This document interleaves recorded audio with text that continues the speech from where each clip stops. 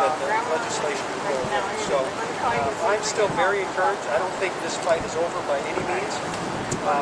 We didn't collect the number of signatures we hoped to, but I think it's a good first step. And we're going to continue to keep this issue red hot in Michigan. And I would challenge all of you, as candidates come to your door, the first question you ought to ask them is, where are you at on health care? Okay? Put them on record. Thank you. And I wanted to, thank you, Senator Kuipers. I wanted to mention one thing. Senator Kuipers kind of tipped you off, but that 2,000 pages, that's healthcare tyranny, and this is healthcare freedom. Real simple, very simple. And this is called the Blueback. It's a bill. I haven't, the sponsor will put their name at the top. I haven't put my name on it at the top. Senator Kuipers will in the Senate. But I will offer Speaker Dillon, if he cares about the healthcare freedom of Michigan citizens, I will let him be the main sponsor, and I'll be the first co-sponsor. So I'll give Speaker Dillon until July 21st, when I think is the first day we're back in session, or scheduled to be back in session, to decide whether or not he's going to stand up for the freedoms of Michigan citizens or not. And if he doesn't want to do that, this only allows citizens to opt out. It doesn't opt out Michigan. I mean, there were even liberals that were signing our petition because they don't know what's going to happen in the future. They may want to opt out. And you saw there were Democrats in the Senate that were crossing over and said, yes, our people in Michigan ought to have the freedom to opt out themselves as citizens if they want to. So it's not a far-fetched idea to get this through the House. And quite frankly, this is the chance for Speaker Dillon to decide, does he care about our freedom on health care, or does he not? Does he want it to be taken over by Washington? I'll let him decide and we'll find out.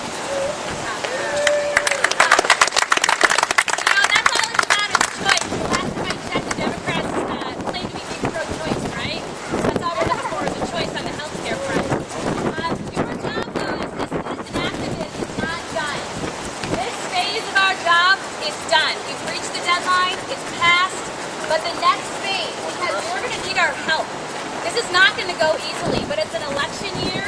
We have 175,000 people that we can leverage to bring forth pressure to the legislators. And I know after the last year that pressure works. So if we work together to bring pressure to these guys, it's an election year. They're going to be looking for votes. We've got Democrats in here. We've got Republicans in here. We've got people from all over the state. Chances are we've got someone from every district, and we can contact them and put pressure to bear on this legislature to do the right thing, and that's exactly what it's going to take. And we're going to need all of your help to do that. A lot easier probably than gathering 2,500 signatures, but no less important. So I just want to leave you with the idea that, I think it was, I can't remember, Walter Kuipers said to me, sometimes it's not about the battles you can win, but about fighting the battles you can't afford to lose. And we can't afford to lose this battle, and we're going to keep fighting. And I'm just humbled and grateful. Melanie and Jen Reardon and Marla Braun, wherever she's, or those people that yell at her, helped in the office. And for the last month and a half, we've basically been volunteering for all intents and purposes. The average petition drive, I think I mentioned this, cost $1.5 million, and we spent about 2% of that on this drive. And you guys have accomplished that, which is amazing. So I want to just thank you guys for coming. We'll be here to answer questions. If the media are here, you know what? I'm not that interesting.